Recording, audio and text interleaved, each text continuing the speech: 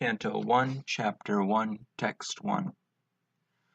Om Namo Bhagavate Vasudevaya Janmadyasya Yatunvayaditaratascharateshvabhignaswarat Tene Brahma Hridaya Adikavaye Muhyanti Yat Suraya Tejo Varimrdam Yatha Vinimayo Yatra Trisargo Mrsha Dhamna Svena Sada Nirasta Kuhakam Satyam Parang Dhimahi. Synonyms. Om, O my Lord. Namah, offering my obeisances. Bhagavate, unto the personality of Godhead. Vasudevaya, unto Vasudeva, the son of Vasudeva, or Lord Sri Krishna, the primeval Lord. Janma Adi, creation, sustenance, and destruction. Asya, of the manifested universes. Yata, from whom. Anvayat, directly. Itarata, indirectly. Cha, and. Arteshu, purposes. Abhignya, fully cognizant. Swarat, fully independent. Tene, imparted. Brahma, the Vedic knowledge. Hrida, consciousness of the heart. Yah, one who. Adi Kavaye, unto the original created being. Muhyanti, are illusioned. Yat, about whom. Suraya, great sages and demigods. Teja, fire. Vari, water. Mridam, earth. Yatha, as much as. Vinimaya, action and reaction. Yatra, whereupon. Trisarga, three modes of creation, creative faculties. Amrsha, almost factual. Dhamna, along with all transcendental paraphernalia. Svena, self-sufficiently. Sada, always. Nirasta, negation by absence.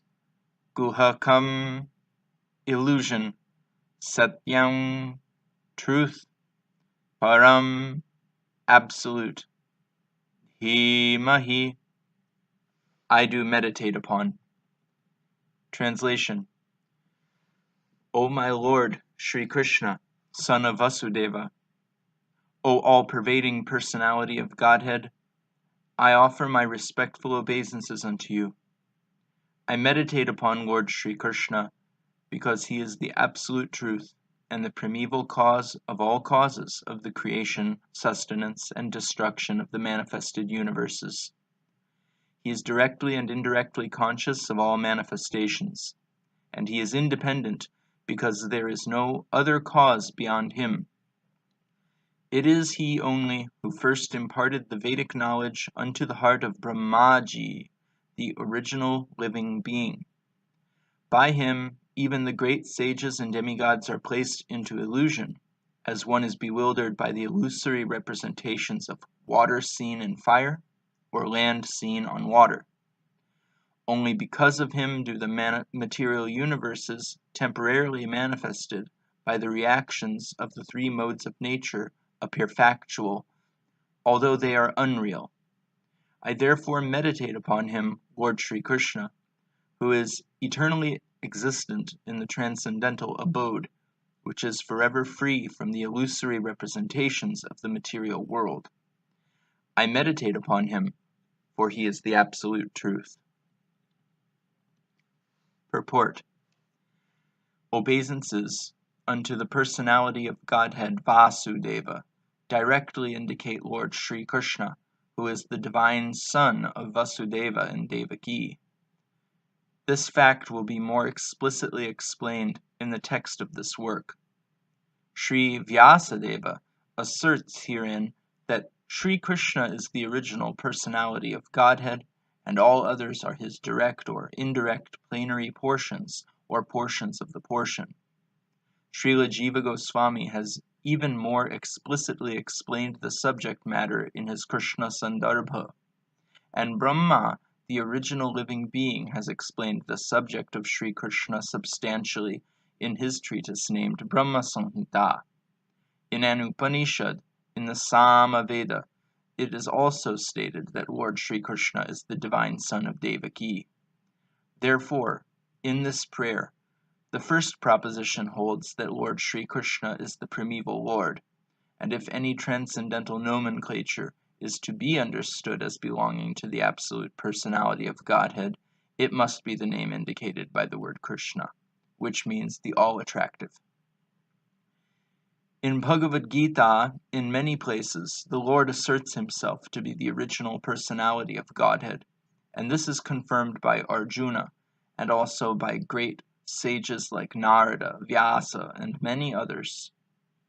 In the Padma Purana, it is also stated that out of the innumerable names of the Lord, the name of Krishna is the principal one.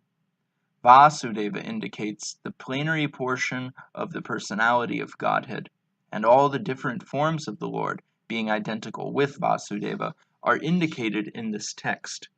The name Vasudeva particularly indicates the divine son of Vasudeva and Devaki. Sri Krishna is always meditated upon by the Paramahamsas, who are the perfected ones among those in the renounced order of life. Vasudeva, or Lord Sri Krishna, is the cause of all causes. Everything that exists emanates from the Lord. How this is so is explained in later chapters of this work. This work is described by Mahaprabhu, Sri Chaitanya, as the spotless Purana because it contains the transcendental narration of the personality of Godhead Sri Krishna. The history of the Śrīmad-Bhāgavatam is also very glorious. It was compiled by Sri Vyasadeva after he had attained maturity in transcendental knowledge. He wrote this under the instructions of Sri Naradaji, his spiritual master.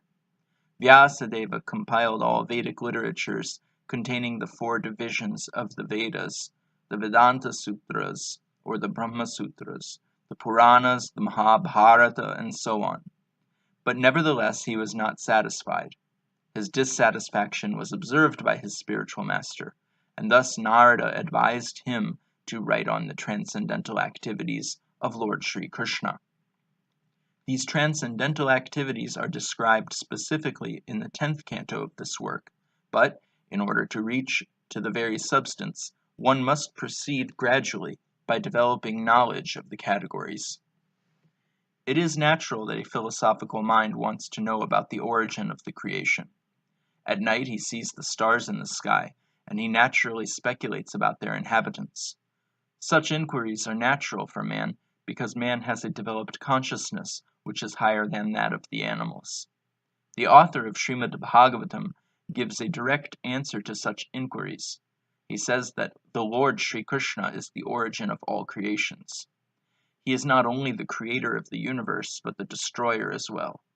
The manifested cosmic nature is created at a certain period by the will of the Lord. It is maintained for some time, and then it is annihilated by his will. Therefore, the supreme will is behind all cosmic activities.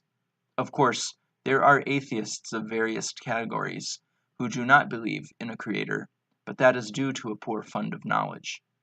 The modern scientist, for example, has created space satellites, and by some arrangement or other, these satellites are thrown into outer space to fly for some time at the control of the scientist who is far away. Similarly, all the universes with innumerable stars and planets are controlled by the intelligence of the personality of Godhead. In Vedic literatures, it is said that the absolute truth, personality of Godhead, is the chief amongst all living personalities.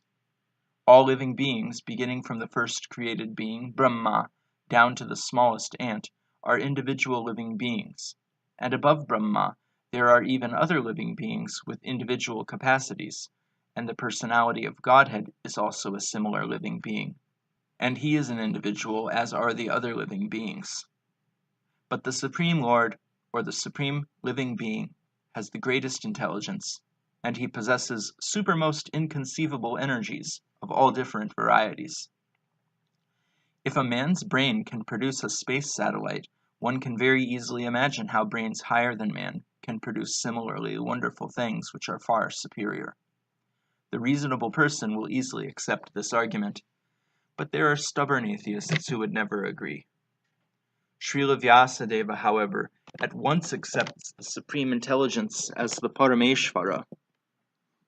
He offers his respectful obeisances unto the Supreme Intelligence addressed as the Para, or the Parameshvara, or the Supreme Personality of Godhead. And that Parameshvara is Sri Krishna, as admitted in Bhagavad Gita and other scriptures delivered by Sri Vyasadeva, and specifically in this Śrīmad-Bhāgavatam. In Bhagavad Gita, the Lord says that there is no other Paratattva, summum bonum, than himself. Therefore, Sri Vyasadeva at once worships the Paratattva, Sri Krishna, whose transcendental activities are described in the 10th canto. Unscrupulous persons go immediately to the 10th canto, and especially to the 5 chapters which describe the Lord's rasa dance. This portion of the Śrīmad-Bhāgavatam is the most confidential part of this great literature. Unless one is thoroughly accomplished in the transcendental knowledge of the Lord, one is sure to misunderstand the Lord's worshipable transcendental pastimes called rasa dance and his love affairs with the gopis. This subject matter is highly spiritual, and only the liberated persons who have gradually attained to the stage of Paramahamsa can transcendentally relish this rasa dance. Srila Vyasadeva therefore gives the reader the chance to gradually develop spiritual realization before actually relishing the essence of the pastimes of the Lord. Therefore, he purposefully invokes a Gayatri mantra, Dhimahi. This Gayatri mantra is meant for spiritually advanced people. When one is successful in chanting the Gayatri mantra, he can enter into the transcendental position of the Lord. One must therefore acquire Brahminical qualities or be perfectly situated in the quality of goodness in order to chant the Gayatri mantra successfully and then attain to the stage of transcendentally realizing the Lord, his name, his fame, his qualities, and so on. Śrīmad-Bhāgavatam is the narration of the Svarupa of the Lord manifested by his internal potency, and this potency is distinguished from the external potency, which has manifested the cosmic world, which is within our experience. Srila Vyasadeva makes a clear distinction between the two in this shloka. Sri Vyasadeva says herein that the manifested internal potency is real, whereas the external manifested energy in the form of material existence is only temporary and illusory, like the mirage in the desert. In the desert mirage, there is no actual water. There is only the appearance of water. Real water is somewhere else. The manifested cosmic creation appears as reality, but reality, of which this is but a shadow, is in the spiritual world. Absolute truth is in the spiritual sky, not the material sky. In the material sky, everything is relative truth. That is to say, one truth depends on something else. This cosmic creation results from interaction of the 3 modes of nature, and the temporary manifestations are so created as to present an illusion of reality to the bewildered mind of the conditioned soul, who appears in so many species of life, including the higher demigods like Brahma, Indra, Chandra, and so on. In actuality, there is no reality in the manifested world. There appears to be reality, however, because of the true reality which exists in the spiritual world, where the personality of Godhead eternally exists with his transcendental paraphernalia. The chief engineer of a complicated construction does not personally take part in the construction, but he knows every nook and corner, because everything is done under his direction. He knows everything about the construction, both directly and indirectly. Similarly, the personality of Godhead, who is the supreme engineer of this cosmic creation, knows every nook and corner, although affairs are being carried out by demigods. Beginning from Brahma down to the insignificant ant, no one is independent in the material creation. The hand of the Lord is seen everywhere. All material elements, as well as all spiritual sparks, emanate from him only, and whatever is created in this material world is but the interaction of two energies, the material and the spiritual, which emanate from the absolute truth, the personality of Godhead, Sri Krishna. A chemist can manufacture water in the chemical laboratory by mixing hydrogen and oxygen. But in reality, the living entity works in the laboratory under the direction of the Supreme Lord, and the materials with which he works are also supplied by the Lord. The Lord knows everything, directly and indirectly, and he is cognizant of all minute details, and he is fully independent. He is compared to a mine of gold, and the cosmic creations in so many different forms are compared to objects made from the gold, such as gold rings, necklaces, and so on. The gold ring and the gold necklace are qualitatively one with the gold in the mine, but quantitatively, the gold in the mine is different. Therefore, the absolute truth is simultaneously one and different. Nothing is absolutely equal with the absolute truth, but at the same time, nothing is independent of the absolute truth. Conditioned souls beginning from Brahma, who engineers the entire universe, down to the insignificant ant, are all creating, but none of them is independent of the Supreme Lord. The materialist wrongly thinks that there is no creator other than his own self. This is called Maya, or illusion. Because of his poor fund of knowledge, the materialist cannot see beyond the purview of his imperfect senses, and thus he thinks that matter automatically takes its own shape without the aid of a superior intelligence. This is refuted in this shloka by Srila Vyasadeva. Since the complete whole, or the absolute truth, is the source of everything, nothing can be independent of the body of the absolute truth. Whatever happens to the body quickly becomes known to the embodied. Similarly, the creation is the body of the absolute whole. Therefore, the absolute knows everything directly and indirectly that happens in the creation. In the Shruti mantra, it is also stated that the absolute whole, or Brahman, is the ultimate source of everything. Everything emanates from him, and everything is maintained by him. And at the end, everything enters into him. That is the law of nature. In the Smriti mantra, the same is confirmed. It is said that the source from which everything emanates at the beginning of Brahma's millennium, and the reservoir to which everything ultimately enters, is the absolute truth, or Brahman. Material scientists take it for granted that the ultimate source of the planetary system is the sun, but they are unable to explain the source of the sun. Herein the ultimate source is explained. According to the Vedic literatures, Brahma, who may be compared to the sun, is not the ultimate creator. It is stated in this shloka that Brahma was taught Vedic knowledge by the personality of Godhead.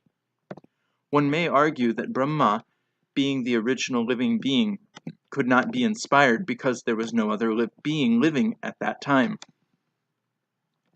Herein it is stated that the Supreme Lord inspired the secondary creator Brahma in order that Brahma could carry out his creative functions.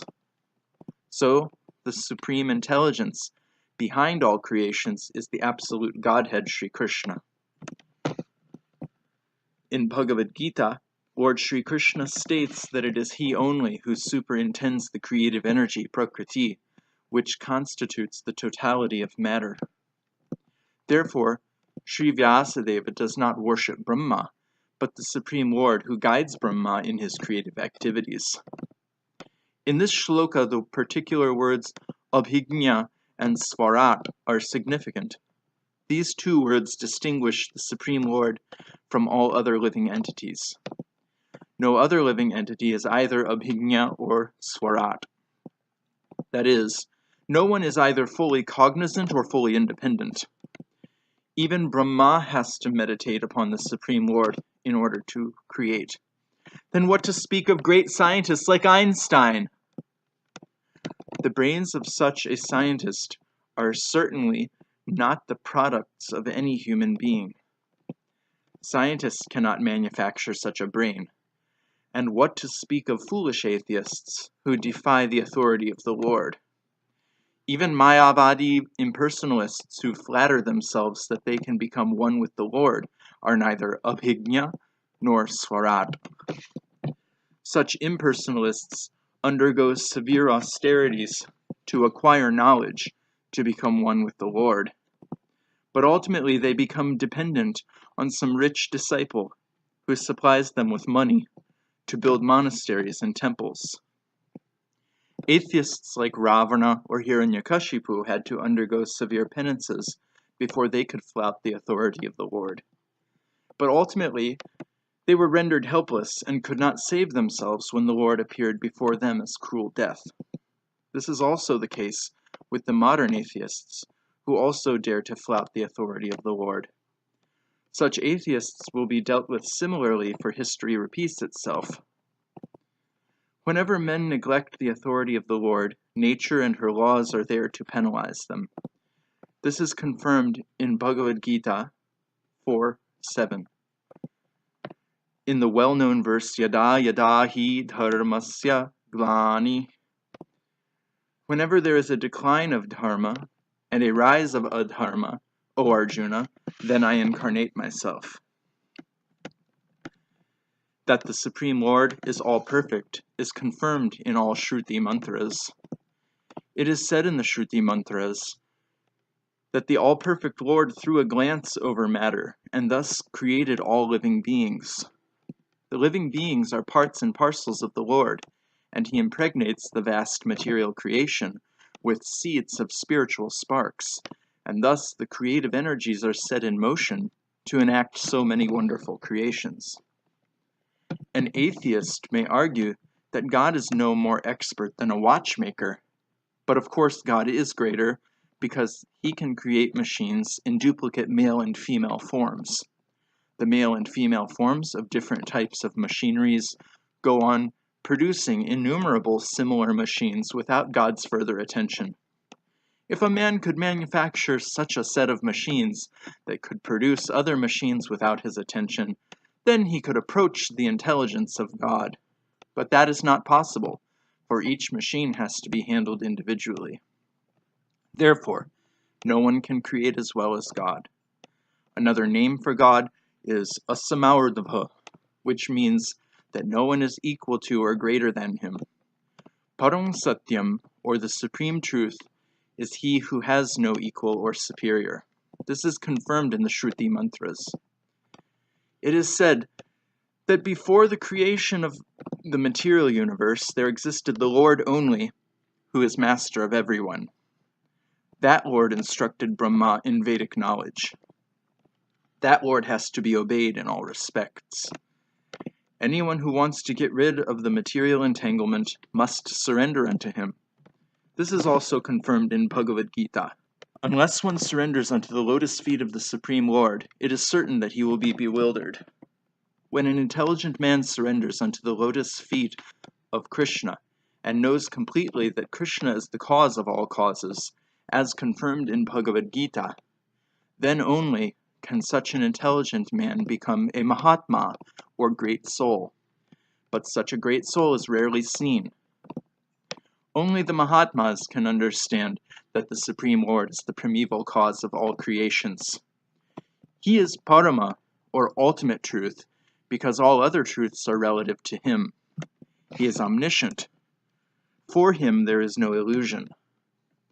Some Mayavadi scholars argue that Śrīmad-Bhāgavatam was not compiled by Sri Vyasadeva, and some of them suggest that this book is a modern creation, written by someone named Vopadeva. In order to refute such meaningless arguments, Sri Sridhar Swami points out that there is reference to the Bhagavatam in many of the oldest Puranas. This first shloka of the Bhagavatam begins with the Gayatri mantra. There is reference to this in the Matsya Purana, which is the oldest Purana. In that Purana, it is said with reference to the Gayatri mantra in the Bhagavatam that there are many narrations of spiritual instructions beginning with the Gayatri mantra. And there is the history of Vritrasura. Anyone who makes a gift of this great work on a full moon day attains to the highest perfection of life by returning to Godhead. There is reference to the Bhagavatam in other Puranas also, where it is clearly stated that this work was finished in 12 cantos, which include 18,000 shlokas. In the Padma Purana, also, there is reference to the Bhagavatam in a conversation between Gautama and Maharaj Ambarish. The king was advised therein to read regularly Śrīmad-Bhāgavatam if he desired liberation from material bondage. Under the circumstances, there is no doubt about the authority of the Bhagavatam. Within the past 500 years, many erudite scholars and acharyas like Jiva Goswami, Sanatan Goswami, Vishwanath Chakravarti, Vallabhacharya, and many other distinguished scholars, even after the time of Lord Chaitanya, made elaborate commentaries on the Bhagavatam. And the serious student would do well to attempt to go through them to better relish the transcendental messages. Srila Vishwanath Chakravarti Thakur specifically deals with the original and pure sex psychology, Adi Rasa, devoid of all mundane inebriety. The whole material creation is moving under the principle of sex life. In modern civilization, sex life is the focal point for all activities. Wherever one turns his face, he sees sex life predominant. Therefore, sex life is not unreal. Its reality is experienced in the spiritual world. The material sex life is but a perverted reflection of the original fact. The original fact is in the absolute truth, and thus the absolute truth cannot be impersonal. It is not possible to be impersonal and contain pure sex life. Consequently, the impersonalist philosophers have given indirect impetus to the abominable mundane sex life because they have overstressed the impersonality of the ultimate truth. Consequently, man without information of the actual spiritual form of sex has accepted perverted material sex life as the all-in-all. There is a distinction between sex life in the diseased material condition and spiritual sex life. This Śrīmad-Bhāgavatam will gradually elevate the unbiased reader to the highest perfectional stage of transcendence. It will enable him to transcend the three modes of material activities: fruitive actions, speculative philosophy, and worship of functional deities, as inculcated in Vedic verses.